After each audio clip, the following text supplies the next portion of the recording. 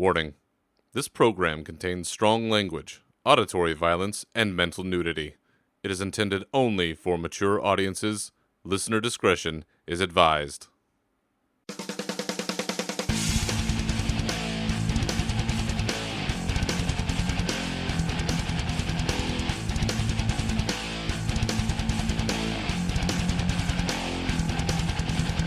The tides of vengeance are around the corner, the state of blizzard is all the rage, and we are back again to tackle it all.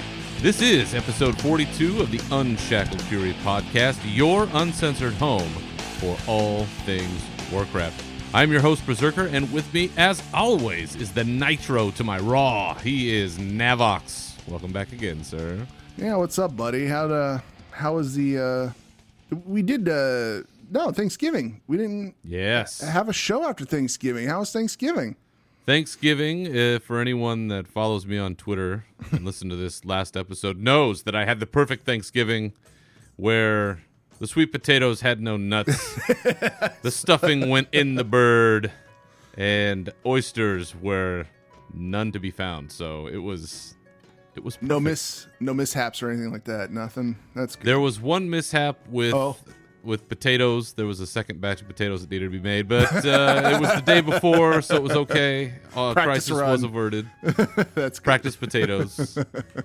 But it was a damn good time, and it was a perfect Thanksgiving meal, as dictated very passionately the last time we were here. But how about yourself? How was Thanksgiving on the Navox end of the world? It was good. Did the whole going to visit both sets of parents, and that's fun. Yeah, it was fun. And I actually did end up putting down 2 dinners.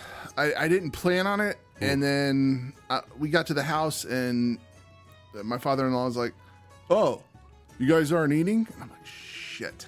I'm like, "Yes, I'll eat something. Sure, no problem. I'll eat something." So, I grabbed a small little plate of turkey, some stuffing, because my family, my mom and dad like to do ham, so we had ham. So I did get some turkey over there, and her mom makes some damn good stuffing. So I did have some stuffing there, and I had a little bit of dessert. But yeah, all in all, it was good. It was relaxing. I picked up a cheap game on sale for $27. I picked up the Assassin's Creed game, and I've been playing the hell out of that. So it's been a lot of fun. Yeah. So I'm moonlighting with Assassin's Creed Odyssey while I'm still playing. I'm still playing WoW. I'm still playing WoW. We're still raiding. I'm still doing all the things. So I didn't want to be like So I'm leveling up a hunter actually. So so there's that. But yeah, other than that, a hunter, Never heard of it. Yeah, No,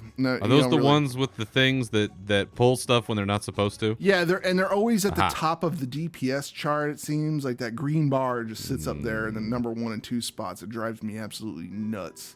And then all the hunters. I never see the top of it because I'm always looking where I am at the bottom. So. That's where I'm sitting. What goes on up there is a complete mystery to me. I have no idea. I only see rows, like 6 through 13. That's why it's important to take the DPS meter and go, always show mine. And then you're like, as long as you always show yours, it's always like, oh, look, I'm 5th when you're really like 9th or something on there. Yeah. It's like, yeah. I make no illusions. I suck. So I don't worry too much about it. Yeah, it's an interesting time for our game. Yeah. As you talked about, we are still playing. You're moonlighting with Assassin's Creed, and on the heels of the announcement that there will be a Witcher series, I am finally making my way through Witcher 3. Yes! Because, I'm so happy you are. That's so good. I picked that up on a Steam sale, God knows how long ago, and I played, I don't know, a couple of hours of it, and I'm like, Jesus, this is going to take forever. It's so I put it down. Good. It's so good. Now I understand why people are so enamored with it. It really is. Sal. See why people are enamored with it?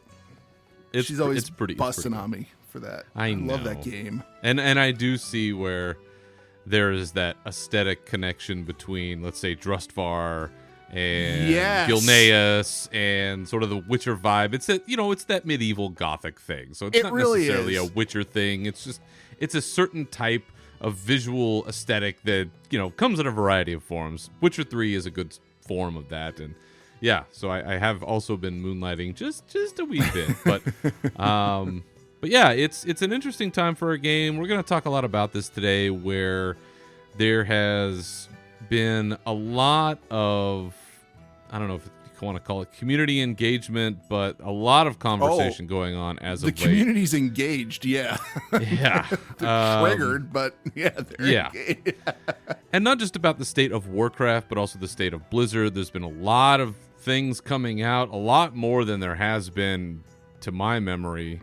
So we're going to touch on a lot of that. So this week, there is not necessarily a dedicated Rage portion, just because we're going to dive into a lot of that stuff. And there's already a boatload of Rage already wrapped up in that. So kind of want to tackle some of those things, maybe temper a few things here and there, highlight a few others.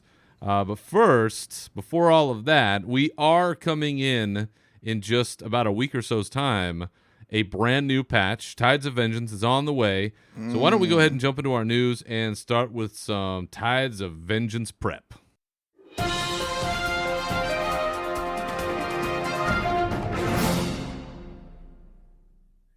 Patch 8.1, Tides of Vengeance, is very nearly upon us, 1 week from now, beginning on December 11th.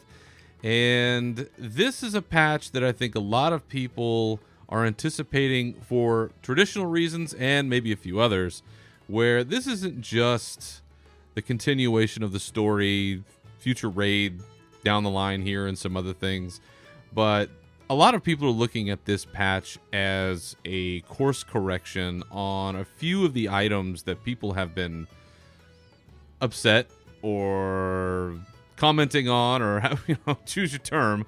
But it is a chance for Blizzard to make some changes on a few things. So going through what we know is coming at this point, because it doesn't seem like there's a whole lot of surprises, is that for me, biggest thing is that we're getting a continuation of our storylines. We're getting the continuation of our war campaign, and we're also getting, in lieu of, or in conjunction with that, we're also getting the Tyrande Night Warrior questline, along with the very much discussed Sourfang questline for the Horde, where they're ultimately going to have to make some choice about whether they're backing Sylvanas or Sourfang. For me, I'm very curious to see, are they going to give us any direction at all in terms of where the story really is going to go, or is it just going to be an endless series of fake outs? What do you think? We entered into Battle for Azeroth with all hell breaking loose, World Tree burning down, Undercity, in shambles, and now we're just we've been in this limbo for quite some time. So things have to come to fruition, and I'm hoping that, we're going to see something happen here when this patch drops, especially with, the Sourfang questline actually is, I'm more interested in that storyline than actually the whole Tyrande Night Warrior thing, because, I kind of like that. I like the development of what they're doing with Sourfang and Anduin, and I like the dynamic of the Anduin going, we've talked about this before, and we talked about it in the cinematic. Everybody's seen the cinematic of, Anduin going, I can't do this alone. I need your help. Well, now the Horde get to make a decision of what they're going to do. And, I've been waiting for the story to just continue. So yeah, I mean, let's be honest. I think we're all here at this point spinning our wheels in Old Year, and we're just like, let's get on already. this thing. I mean, but we are about 3 months in now on the launch from from the beginning, and this is, I think, part of what we're sensing from the community is that's that lethargy that comes in once you've had a few months.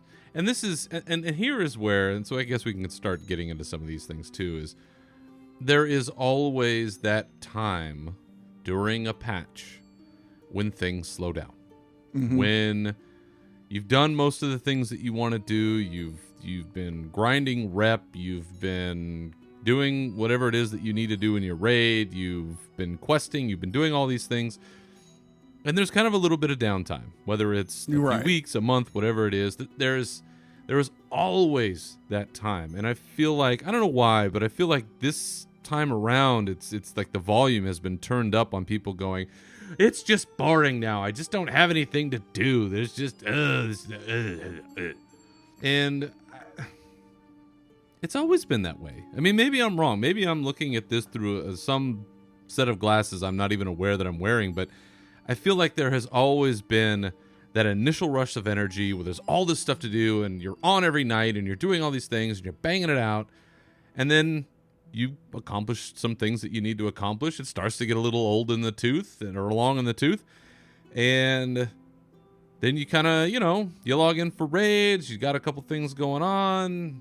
You're not on every night. You're not on every day. You're checking in and doing the things that you need to do, but you're making time for other games or you're doing other things. But then here comes another patch, a new raid or new things to do. You're back at it again, and it's that cycle that just that's Warcraft. That's the way that in my mind it has always been, and I don't quite understand the level of anger that seems to be coming out these days, or frustration. And I guess I just don't feel it because perhaps I'm more the target, and I'll say this word, casual player that Blizzard is looking at these days, because I don't have all day every day to play. I don't. I have a few nights a week that I can dedicate at best. Well, and while let's do this, and I apologize because I didn't mean to steer the conversation in that direction right off the bat. You'd asked me a question about the Saurfang and the Toronto storyline, and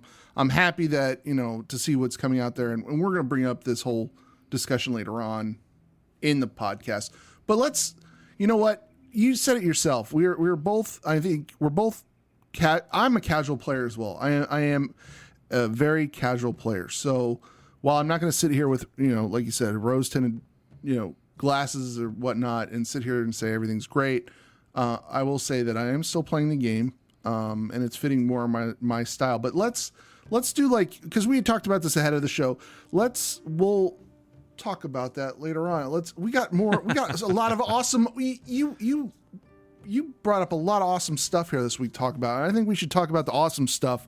And before we talk about, before we get into the drama and the ugly side. So, we're getting Tides of Vengeance, like you said, and we're getting the new Warfront. The Battle for Darkshore. That's going to be fun. I have not been doing. I can't say that I haven't been doing the Warfront because we just don't own it at the moment. We're in a contribution phase at the moment, so yeah. I was turning in my stuff to get some more Azerite power. I finally got to 29. I think I'm at 29, so I'm a little bit behind everybody. I think a lot of people are at like 32, 33. I'm not farming Azerite power like I farmed artifact power, and that to go along the same lines of being a casual player. That part of me is actually happy and enjoying the way the game is right now, because I'm doing things in game that if you put Legion and BFA side by side in the same patch cycle, in the same development cycle, I feel like I've got more time in Battle for Azeroth than I did in Legion, because in Legion I was doing chores. I was logging in and constantly feeling like I have to do everything. I cleared out that map every single time it was up because I needed the artifact power. So I was playing it a lot. But anyway, yeah.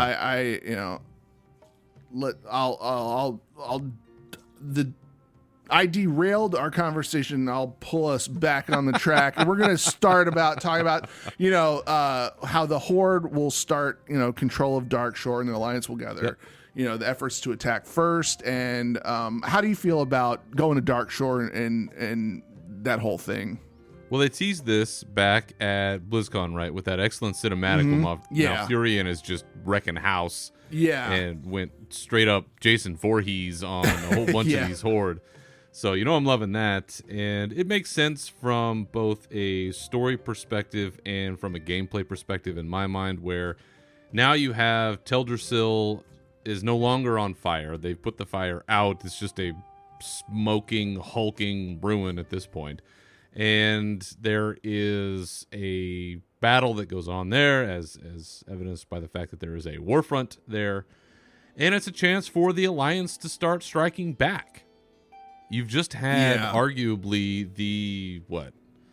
I don't know if it's the most controversial moment in WoW, but it sure as hell is close. And it certainly was the most devastating, particularly to the Night Elves. And so to see them reacting to that from a story perspective and coming back and saying, you know, you're not running supply lines through here. Fuck you guys. Right. We're coming back.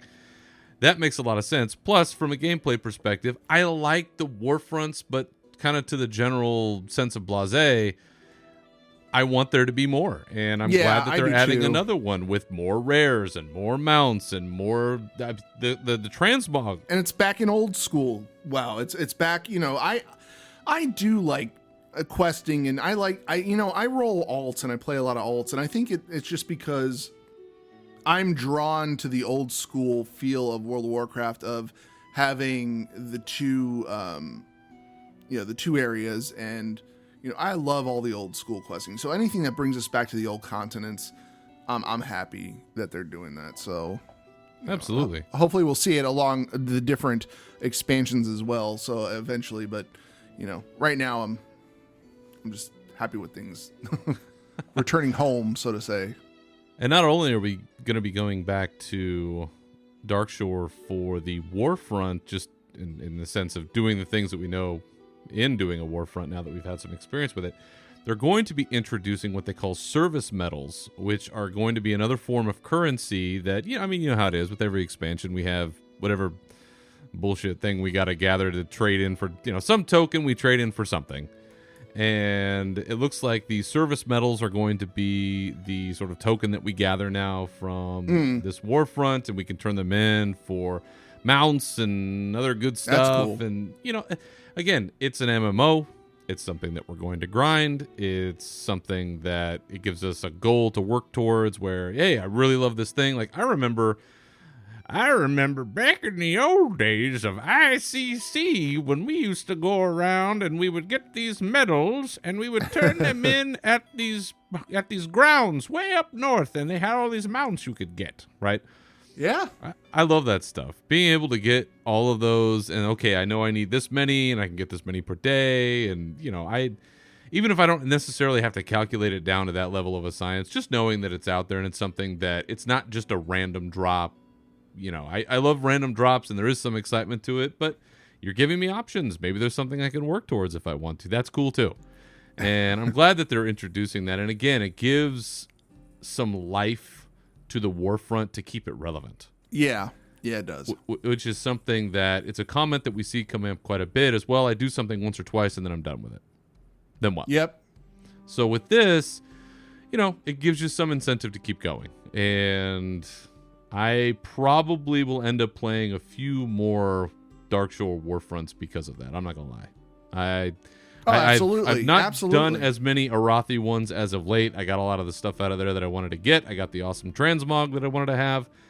And, it's kind of done. It's nice getting the resources when you do the quests, when you're doing the turn-ins and all the other various things.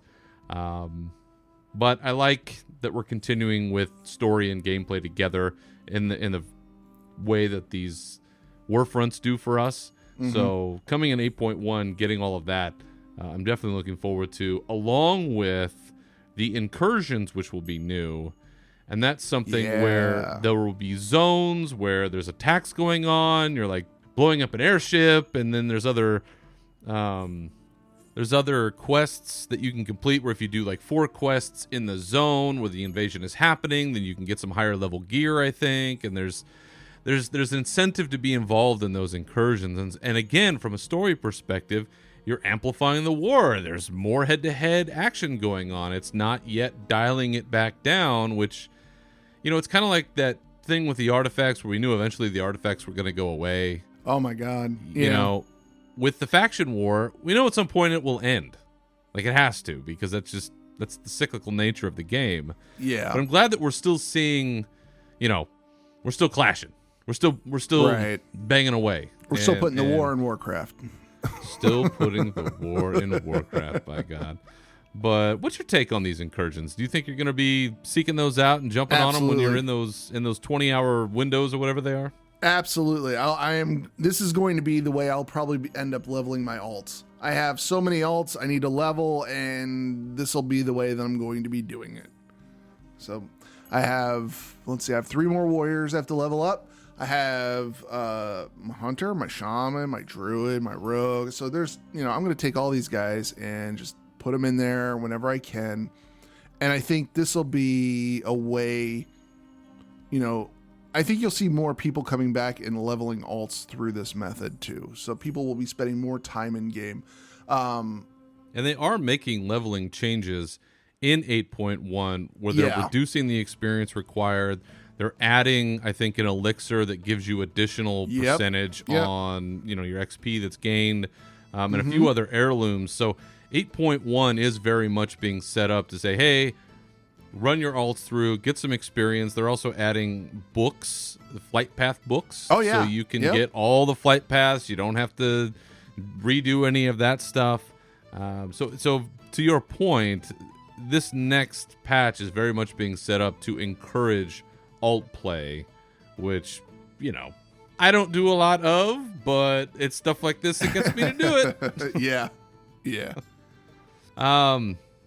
We also will have new island expeditions. Are you excited about those, since I think you do them? I have not. I am excited to do island expeditions whenever I get a chance to. I'm not seeking them out. I'm not doing them every week, which I probably should if that's probably how I'm falling too far behind. I'm take that back. I don't feel like I'm falling behind my Azurite because I've got all the stuff unlocked I need for my gear. I know with the new gear coming out, you're going to need like level 32, 33, things like that. But to answer your question, yes, I am actually I'm excited about these new ones coming out. And I'm also excited about collecting some of there's transmog gear, there's pet, there's stuff like that you can get out of these things. So I am excited. They're also going to be collecting seafarer doubloons. Yeah. Another currency. Fabulous currency. At some point they're going to have to open one of these exchange banks. Yeah. Maybe like, hey, you still got some of those moats from the Demon Soul raid? Oh my god. Yeah. Time to turn those in.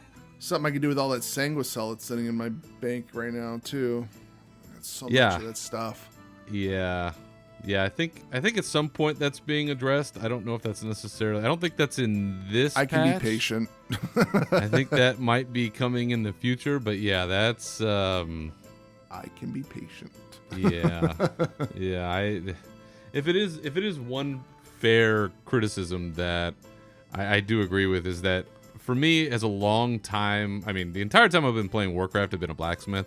My main has been a blacksmith, and I've just nearly abandoned it completely. It's not too bad right now. It's not bad. It's just the same. I'm like, I don't know what to do with this stuff, so it's just taking it. It's not really taking up space. I throw it in the bank, but just maybe let me sell it to other people who need it or something, or I don't know.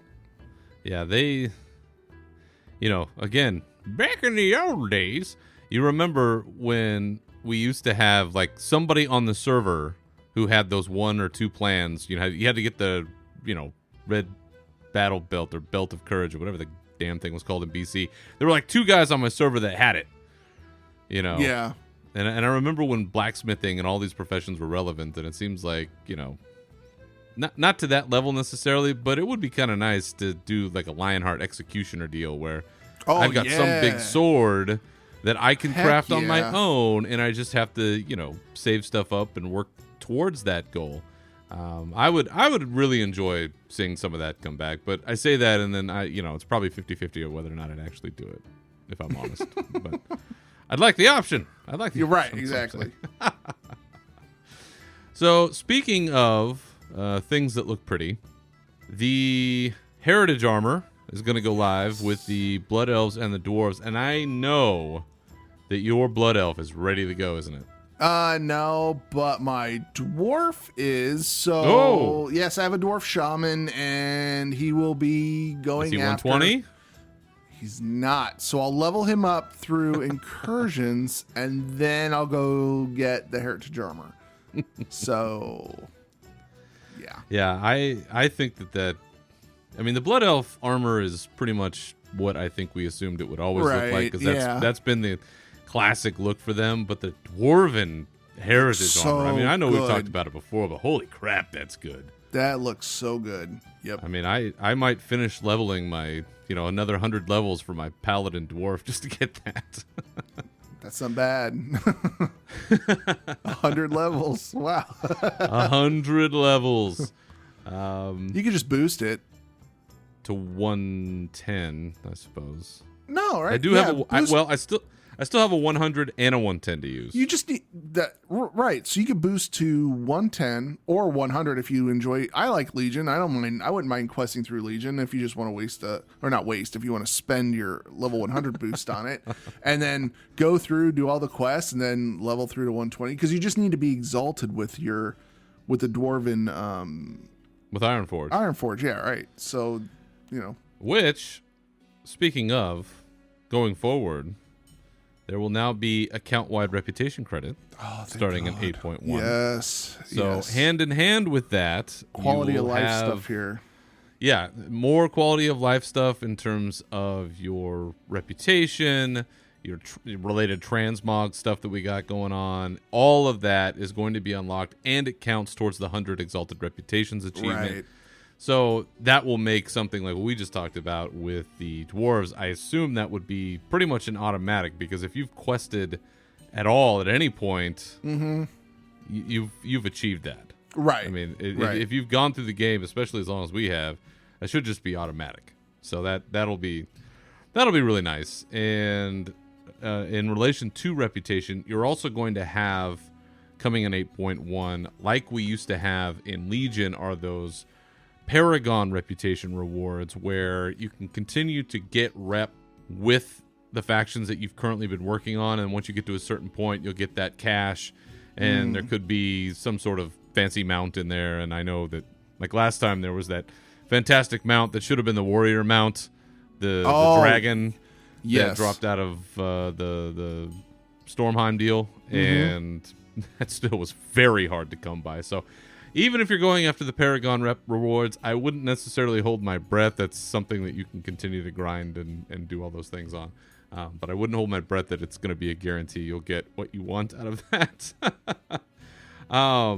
One of the other changes related to rep that I saw here is that once you reach Revered with Champions of Azeroth, so that's the one that has Magni on it, Right. that all of the characters on your account will be able to acquire the Heart of Azeroth upgrade from Magni as soon as 8.1 goes live. It's awesome. So that's pretty nice. Yes, it is. Again, it's these little quality of life changes for alts. I mean, it seems like that's a lot of the intention of this first part of the patch, is getting everybody else up to speed and getting all of your other characters caught up, Right. so you can continue on in the game. And it's an eternal battle, I think, for players and the developers of this game to find that balance between what is alt friendly, what is too alt friendly, what is not alt friendly at all. It's the timing of it. It's all that kind of stuff. I don't know if they'll ever find the right sweet spot for it.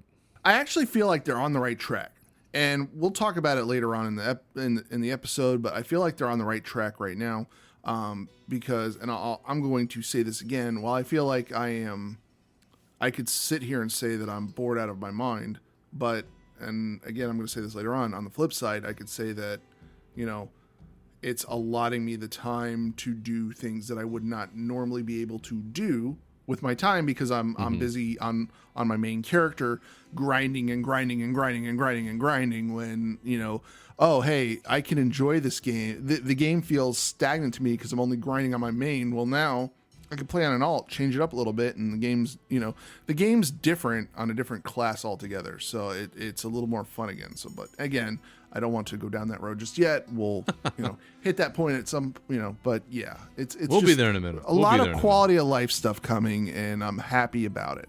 Yeah, and that's what this, I think, with the first part of 8.1 really seems to be, is we're going to continue the storyline up to an extent. We're going to also make it more alt-friendly so you can get everybody through that. And then that, theoretically, takes us through the rest of the holiday season. And they told us about this at BlizzCon, that the raid, the Battle of Dazar'alor, that was not happening in December, that they did not want people to feel like they had to grind through the holidays, which I really appreciate. Yeah, yeah, absolutely.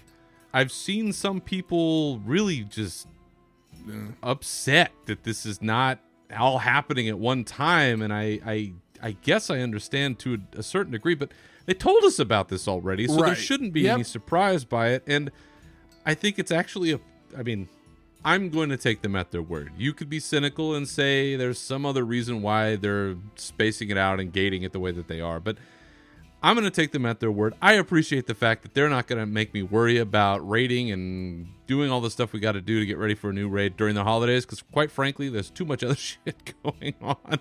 I don't need that on my plate.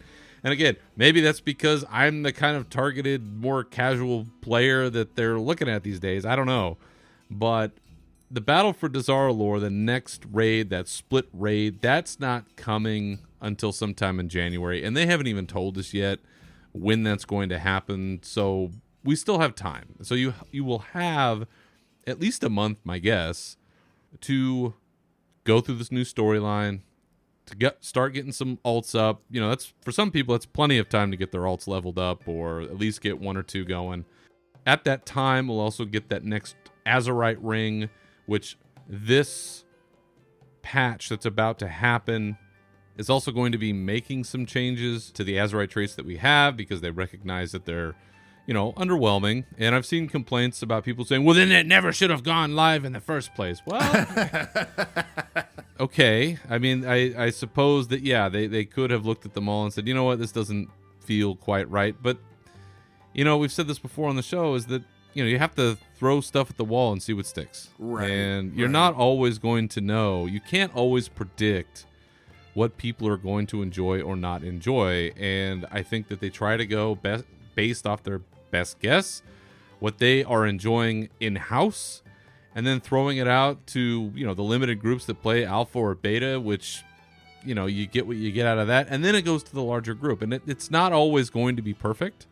And I think that people have to kind of let go of, well, it has to be perfect. Everything has to be great the first time. It's like, it's not ever going to be like that. But what's important in my mind is that they took the player feedback in the sense of, you know what, guys, there's a lot of work involved and it is kind of underwhelming. And so it's just not that compelling. Okay, let's do something about that. Let's change it. And in 8.1, they are going to be changing that. They're going to be retiring some of the, let's say, less impressive traits. They're going to be bringing in some more stuff. Later on in January, they're going to be adding a 5th Azerite ring, which will, have some other great stuff on it, I'm sure. At that time, they're also going to be adding some higher level loot for all of the activities that we do, Warfronts, dungeons, all that jazz, emissaries too. So again, going forward, they're making those course corrections that I think we're going to talk a little bit about, some of the angst and the anger that's going on. But I like the direction that this patch is headed in. And eventually, as we get through the holidays, we get into the new raids, we're going to have all of that rush of energy again of getting ready for the new raid and running through it. Now we'll have a bifurcated raid, Alliance and Horde doing their thing, coming together, the story that comes out of that. There'll be a whole other litany of shit that we can get all crazy and upset about. And then even sometime later after that, that's when we get that little mini raid, the Crucible of Storms raid, which is going to be pretty much a, hold God raid, don't tell anybody. And you'll get your Kultirans. Yay! That's along with the Zandalari, so that's fabulous. But that, in a nutshell, is what's coming next week. You'll get all this quality of life improvement jazz going on, and I think it'll give people a chance to jump in with their alts, which to me seems like the biggest thing right now is bringing in those alts, getting people back in the game that, like us, probably aren't in every day. We're coming in for raid, doing our thing. So that's what we got going on. For you, are there any other impressions or thoughts that you have of 8.1 as it hits next week? I just want flying. Now there's a constant comment. I just want to fly already. God, just let us fly already, Blizz. I know it's coming. I know I'm all set on the first part of the Pathfinder too. So, I think if we were able to fly, things would be a lot better. Also, so another quality. Certainly of life make things quicker. Yeah, certainly make things quicker. Yeah. So, but yeah. All right. So let's shift gears. We mentioned this a few times. So we're gonna kind of get away from specifically the game a little bit. We're gonna go come out into the real world a little bit, and I want to have a conversation about the current state of affairs when it comes to not just World of Warcraft, but the state as we understand it as players and as fans of Blizzard as a company, of Activision Blizzard, of sort of the world that surrounds all of that. Particularly coming out of BlizzCon and the fallout that seems to ignited a lot of controversy and a lot of commentary with Diablo Immortal. And because of that, because of all that stuff that has happened around that time, it seems like more than ever, we've had a lot of insiders, both current and former employees of Blizzard, coming out, in secret and talking with different outlets and giving some insight into what's been going on at Blizzard, which is almost unheard of for us. I mean, there was a time when we used to hear nothing. I mean, it was complete blackout. You'd possibly get somebody leaking something on an MMO champion forum every once in a great while, but they'd find out about it pretty quick, put the clamps on it, and the forum post would be deleted.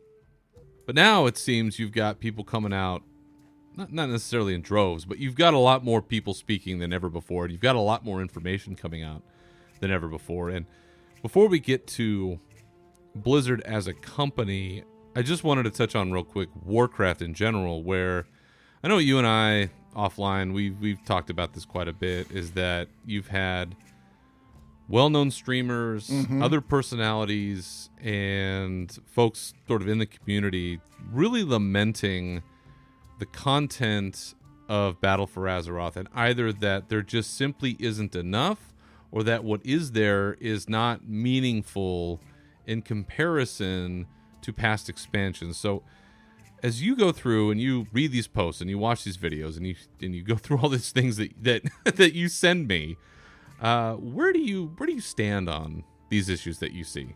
Well, a lot of the issues that I see are people. First of all, a lot of the streamers that all they do is they stream, morning, noon, and night, and that's their livelihood. That's what they're doing for a job. They're live streaming the game.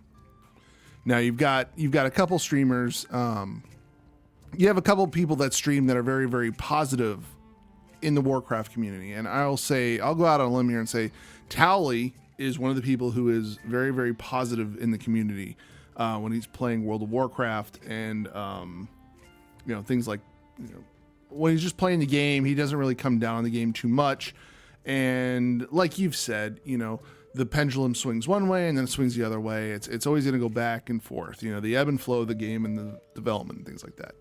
What I'm seeing is there are a lot of toxic streamers that are like, oh, well, let's hang it up, boys. That's it. We're done. Let's just go ahead and quit. And the problem with that is you have somebody who, or you have a couple streamers who are big time streamers who say, the game's in its decline. It's, Blizzard is, hanging their developers out to dry. They're just, they're not doing like they used to do, and this, that, and the other. You guys should, make your voice known and then unsub from the game. Just a trickle down effect of, you'll see people, people are leaving the WoW community. They're unsubbing. The problem is, it becomes an echo chamber, and in the WoW community, the WoW community in general is very echoey. It oh my God. I mean, one person could say one thing, and by the end of the week, you've got 3 different YouTube people who don't normally tweet, do video content on this are just, they feed into the negativity. The people, it's human nature. People like to watch, it's a train wreck. You can't turn away. You're going to watch it. It's. Dude, Maury Povich has been having test results for who the baby daddy is since time immemorial. I was just going to say, you are not the father. That is exactly. Can I do my dance now? Ooh.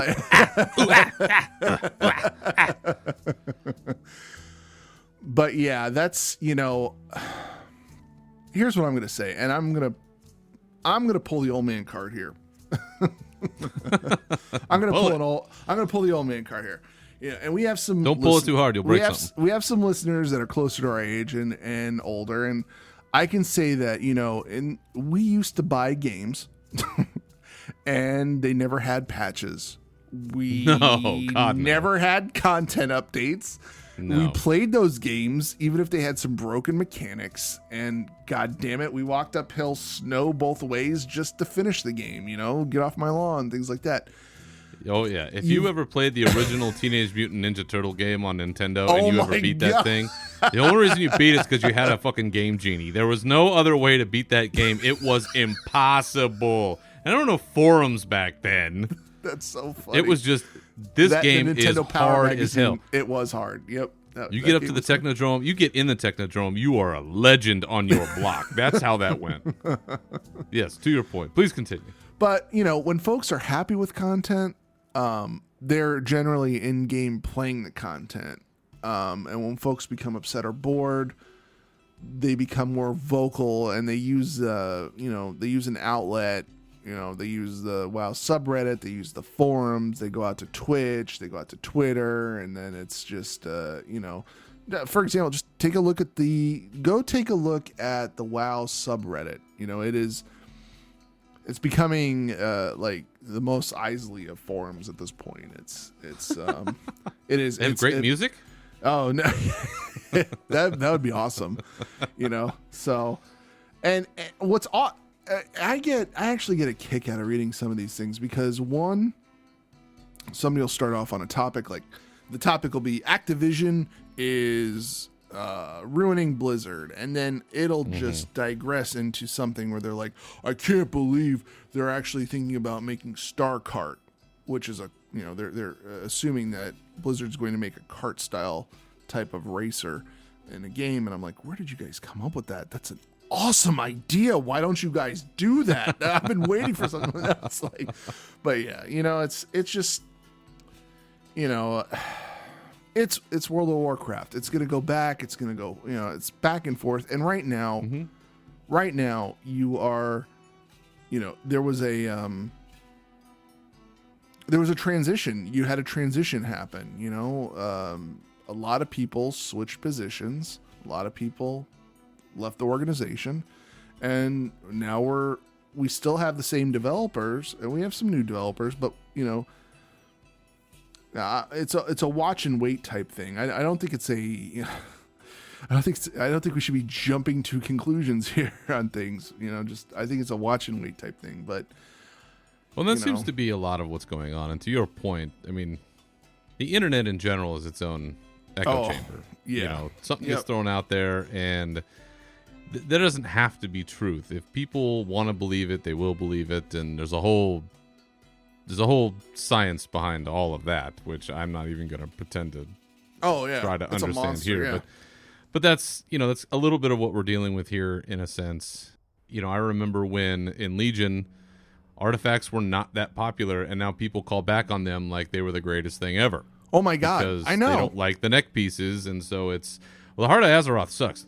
The Legion, oh man, the Legion system was great. It was awesome. And that's the thing. Like, why do you hate this neck? What are you hating on? I mean, because it's boring. It's linear. There's nothing going on. It's just you get more Azerite, you level it up. There's no traits. There's no, it's not a visual thing. Like, I can get that. Like, I get that to a point. All but right. There's also no legendaries. People love legendaries. There's always been a legendary somewhere in some way, and there's no hint of a legendary after we had 500 of them in the last expansion. So I can kind of get that, there's not some amazing overpowered thing that we can work towards, which has been present in past expansions. Like I can give you that. Because to a degree, I understand, because I think that, and I've said this on this show, is that having a raid specific legendary that the team can work on, I think is a phenomenal accomplishment for the team. Now I get that, yes, maybe only one person was going to get Shadowmourne. Only one person was going to get Terragosa. Only one person was going to get Valnir. But the raid had to work on that. And if you were a raid team that had that legendary, you were the shit. Right. And I wouldn't mind seeing a return to that to an extent. But again, I can understand from their perspective, from Blizzard's perspective, or perhaps it's too isolating, where only so many people are going to have access to it. And they're trying to make it as non-exclusive as possible to be more inclusive to the players. So there's a push and pull there, which you're never going to win. Right. And one of the questions as part of all this, the last thing I want to touch on with Warcraft is given the complaints that you've heard about the staleness of certain things, are there other things that you think could be done? And do you think that 8.1 is heading in the right direction to help address some of the issues that have been identified? Well, they're already addressing the Azerite power thing. I work in the IT industry, so we're constantly in a change type environment. So I am used to seeing things change on a monthly, if not weekly basis in the industry. And I'm on board with all types of change that comes into our environment, and especially with the WoW community. There are some things that I could see that could be improved. One, right off the bat that I could think of is right now, just right off the top of my head, right now I feel like I'm spinning my wheels trying to get weapons in game, like when you roll something. So the nice thing, something I could think of that right off the bat, because I'm going to borrow from the idea of the game that I'm playing right now on the side, Assassin's Creed Odyssey, is if you have a weapon that you really like using, it scales. You can upgrade it to scale with your level. Now, I know that we're all 120, but what I'm saying is, so for example, something that may make you feel less stagnant is if you're grinding out heroic old deer, or right now, you're trying to push through mythics, but you're like, oh wow, we didn't make the DPS check. Well, we didn't make the DPS check because our DPS is low, and we just lost a DPS because they're bored out of their mind or something like that. Well, maybe give us the option to upgrade our weapons in some way, shape, or form. Because with the artifact power, borrowing from that, we were able to upgrade our artifact power, and that was great. I was actually pretty happy with the artifact system because I didn't like having to chase down weapons. Oh yeah, but that was a Fury Warrior boon. Yeah, and that's the thing. Right now, and that's another point. Right now, I'm carrying 3 sets of gear. I have 3 sets of Azerite gear that are spec'd out for arms, Fury, and Prot. Just because on the off chance that I want to play Fury, I want to have that set there. I have an arm spec that I mainly raid on, and then I off tank sometimes when one of our tanks are out. So I get to fill in a tank role, which is, all in all, am I bored? Sure. I'm going to go out and say yes. Currently, with the way things are on my main character, I am bored. But I'm glad I'm not farming Azerite power. I'm sorry, I'm not, artifact power. Like I am, Azerite power and things like that. I don't go out there and farm the Azerite power. But 8.1 is a step in the right direction. We're going to get a lot of changes. Shaman, they're going to address the shaman issue. They're going to address a lot of the class balance issues. Prot Warrior's getting an update, things like that. So I'm really looking forward to these changes. And I feel that I feel like the developers can only do so much. So once they fix one thing, they'll get onto another thing. And, they know what they need to do on the back end, even though we're sitting on the outside going, knock, knock, knock. Is anybody home? Is this stuff not getting fixed? It's getting addressed. It's just, maybe it's not as quick as you want it to get addressed, but things will get addressed, and they are working on things. So to answer your question, yes, I feel like it is going in the right direction. But we'll see. We'll see. I mean, yeah, to your point is, I think that over the years, and I've said this before, is that, we're marks for this company and for this game. But at the same time, I think that we try to be as honest as we can in our assessment of how things are being managed, what's going on in terms of the game and the company and everything else, at least from what we can see from the outside, because we're not there. We're not living those lives. We don't have an inside connection. We don't work there. Right. And what I can see is that they rely a lot on internal information that we just are not privy to when they make a lot of their decisions. And there are times, based on that information, they are going to choose something that is not popular. That's going to happen. They will never be 100%. What's important to me, and has always been important, is that if something sucks, went sideways or whatever, that they recognize that and they try to make some kind of course correction if it's appropriate. There's a big difference between saying, there's a lot of work that we have to put into this Azerite, and these traits are not very compelling. The trade-off there is just not as good as we think it could be, versus you guys suck and you guys don't care about us, and if you don't answer this post, it really means that you don't care. That is two different things.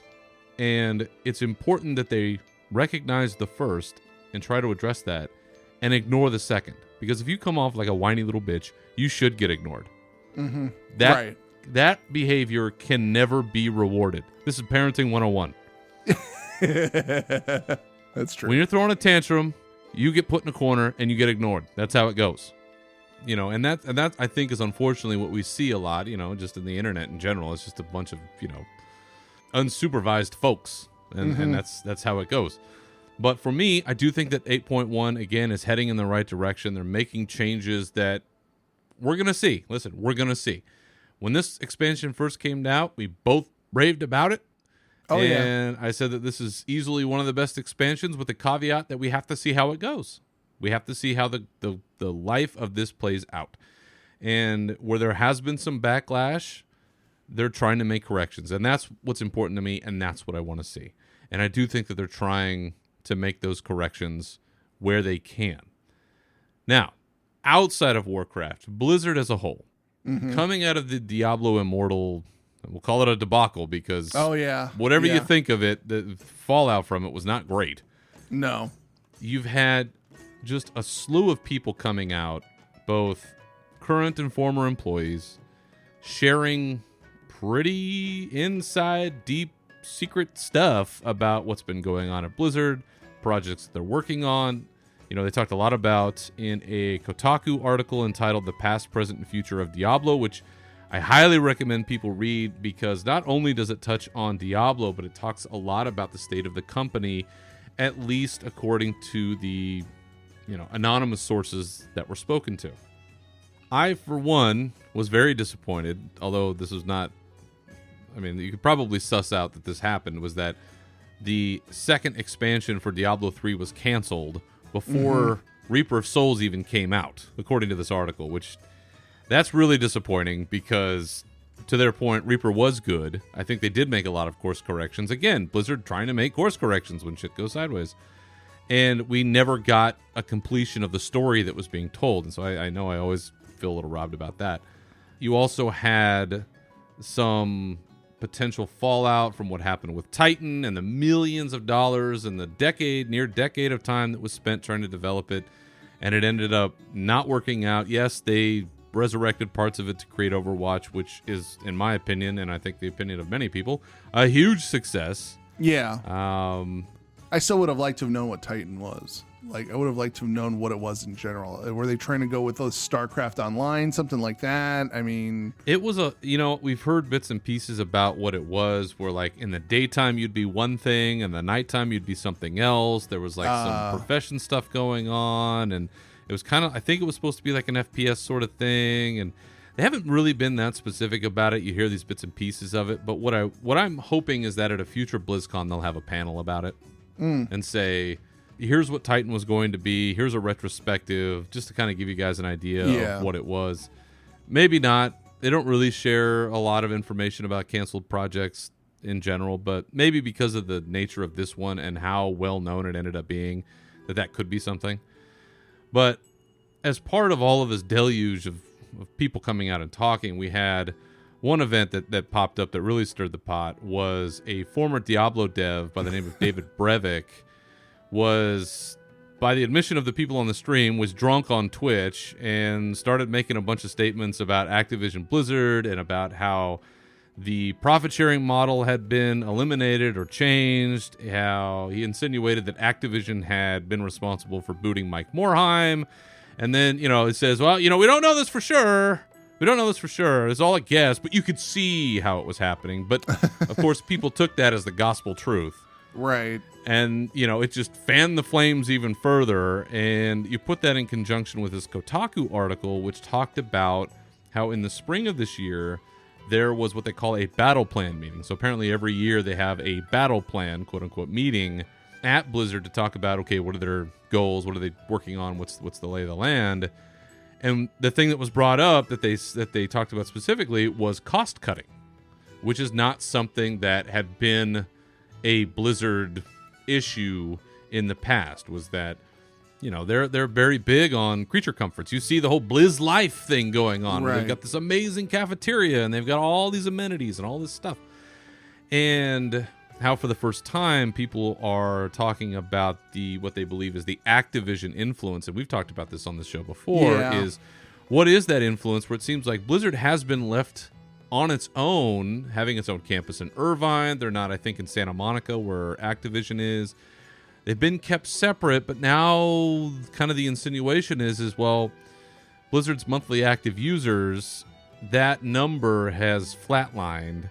Activision, for the sake of the shareholders, is looking to just continually increase those forever.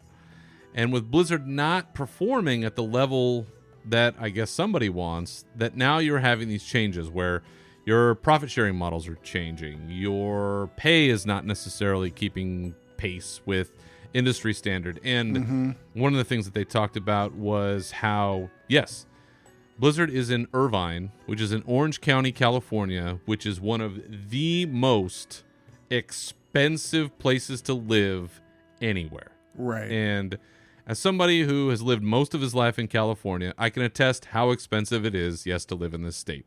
And being sort of a fringe commuter city of the San Francisco Bay Area where I live, dude, it's every bit as crazy as people say it is. It's crazy expensive. I don't know that that's necessarily, it's not Blizzard's fault, right? That's the condition of the state. It's an expensive state. As somebody who graduated from college, got my first job, I wasn't making $30K when I first started. I was making whatever that was. And you got to build and you got to do the thing. And I'm not the most super pro business guy, but that's kind of how it is you work your way up and you do different things and you try to work your way up if you're going to attain certain things, especially as expensive it is here in California. It is tough. There is no doubt. And I think that it may serve Blizzard well to look at ways, if this is true, to compensate their people a little bit better in order to have a livable wage in the area in which they work. I think that the trade-off on that is, from what it sounds like, is that their guaranteed pay, their salary is not quite at industry standard, so it seems to be said, but the expectation is that the bonuses that you get on the back end are bigger because it's Blizzard, and so you end up getting more. But there seems to be some dissatisfaction with that. So coming out of all of that, there does seem to be a push and pull right now for the soul of Blizzard if certain people are to be believed. And it's hard for us to tell because, angry people are going to talk. Angry people are going to get out there. Anybody who has ever supervised or been a manager, you know that you could have 10 good people, and if you have one rotten apple, that one will be the loudest and will cause the most damage that they possibly can. And there's not oftentimes a lot you can even do about it. You just you try to manage it the best you can, make course corrections if there are legitimate concerns, but for us on the outside, it's hard to tell when you're not there. Right. All we really care about is our game up? Is it working? Great. That's it. On the back end, you're not really thinking about, wow. So, are the developers, are they happy? Are they able to, buy a house? Are they able to, all that kind of stuff? And to give to that exact thing, to give you an idea of how expensive it is down there, you're not looking at a 4.2 No, house I looked at Zillow for less today than for seven that. figures. Yeah, I looked at Zillow today and I was like, oh my god! Just in the Irvine area, I was looking at. It's I was outrageous. Like, it's crazy, but it's that way. I kind of feel like it's that way. We're not getting into the whole political environment. I kind of feel like it's that whole way across the United States right now with the housing market. And also, I listen to other podcasts and there's people are, you have people that are, I don't want to go down this road, but you have people that are in homes that have a good percentage for their mortgage right now. They have a good, they're financed at, with a 3 in front of their mortgage. And for them to, they're wanting to sit, even if they want to upgrade, they're going to have to now get into a mortgage that has a 5 in front of it. And that's, that causes for gridlock in the whole housing market and things like that. And things have to get repaired there before, things get moving. But let's go back to the discussion. There will be a test later, folks. Yeah, let's go back to the discussion at hand with the developers. Now, if the developers are getting paid a fair wage in the market, that's one thing. But in some of these stories and videos, you're hearing that, and this is not uncommon because you hear about this in Silicon Valley too, that you've got developers, coders, things like that are, there's 5 or 6 people living in a 3-bedroom house, things like that they're all sharing a house. Go down to San Jose, man. It's, I believe it. Packed. It's sad, but I'm sure there's things that Blizzard could do. And you talk about a Blizzard campus. Well, maybe they do Blizzard housing. Maybe they do staff housing. I don't know. I don't know if they want to get into doing things like that, but anything that could help ease up the quality of life for their employees too, because that'll show in the game development too. If you've got happy employees, it rubs off in the game too. You'll see people being happy and that kind of thing. But And to that point, this is so what Blizzard does, at least in terms of their campus. It's very akin to what you see other large tech corporations doing, which is where they don't shy away from the fact that you are putting in long hours, that you are going to practically live there. And so what we're going to do is we're going to make sure that when you're here, you have a cafeteria, a nice one. You have, these amenities like a gym. Like I've seen pictures from the gym or equipment or whatever the thing is they've got set up for Blizzard. I've never seen anything like it in a 24-hour fitness. They've got all kinds of stuff there. So it seems like, and this is that Morheim thing we talked about when he left, is that the DNA that he left there of we have to take care of our people. They recognize what's required to do the work, but at the same time, it's like, okay, well, let's make sure that they're healthy, that there are ways to combat fatigue, that there are ways to make sure that people are, taking care of themselves. Well, that's company. I think that's every company in the back of their mind. I think that's every company in general where they, there is an incentive to have a gym and there is an incentive to have, keeping your employees healthy because it costs more on the back end for the insurance and things like that. So, and you're also looking at retention.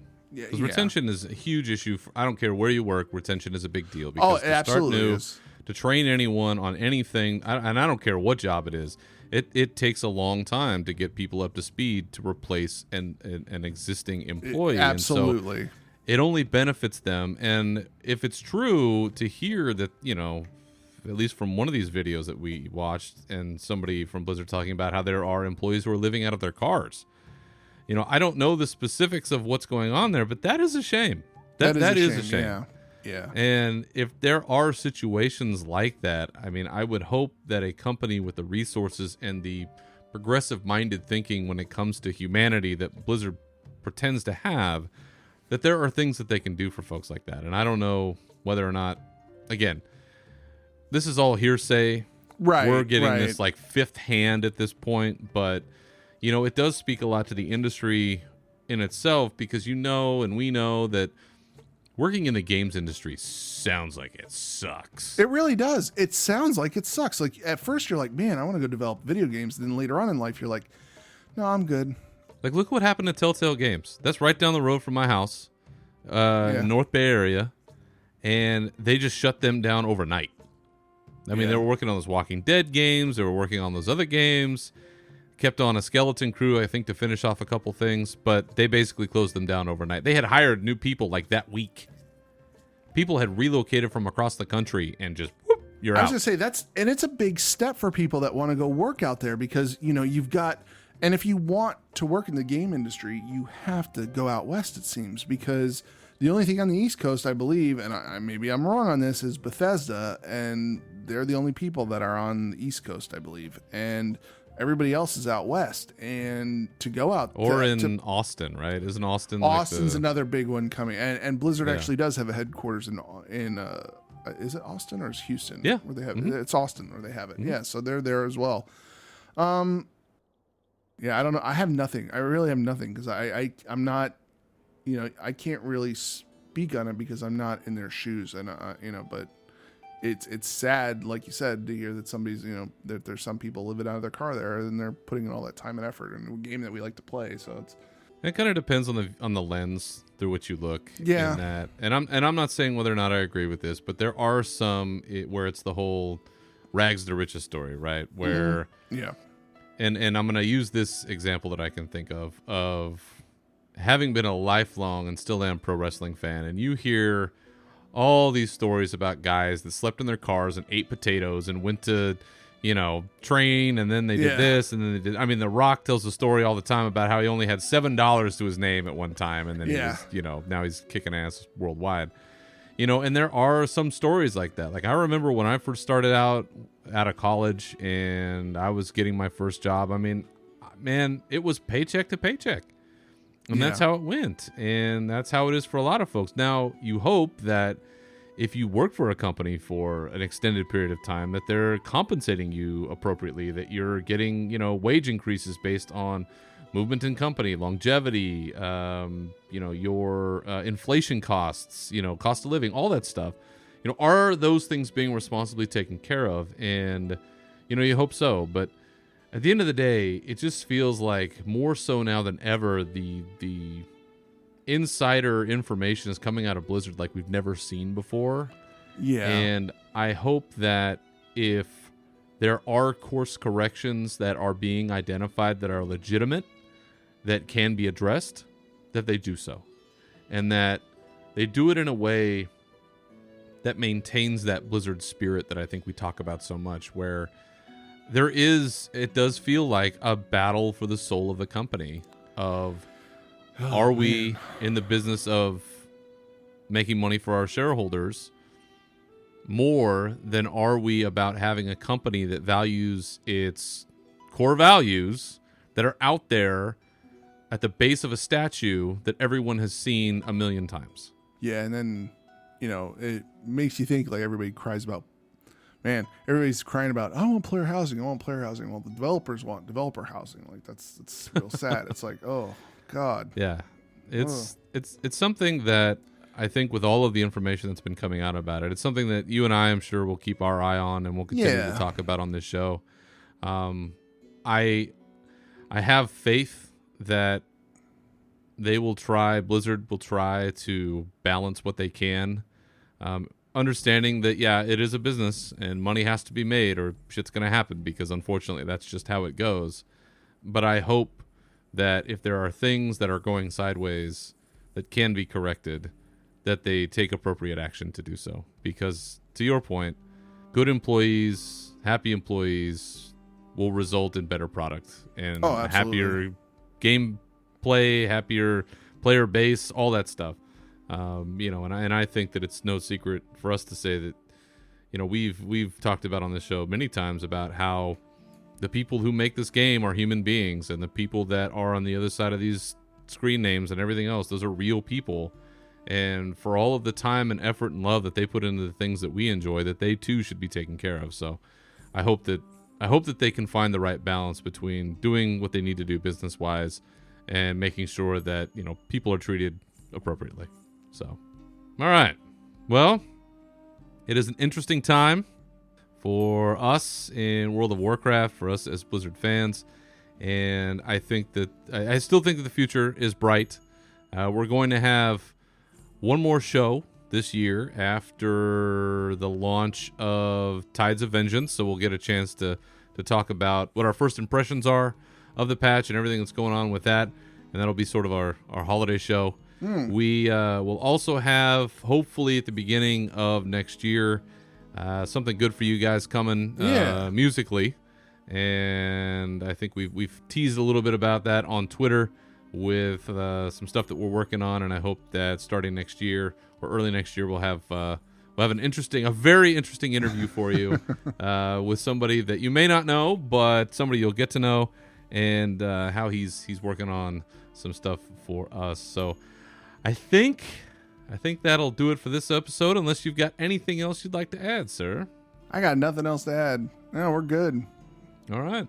Well, other than this fine program, where can the good people find you on the internet, Navox? You can follow me out on Twitter and Twitch. I am at NAV_OX. As for me, you can always find me on Twitter at Berzerker Rage. Feel free to contact the show with your questions, comments, or otherwise at unshackledfuryshow@gmail.com.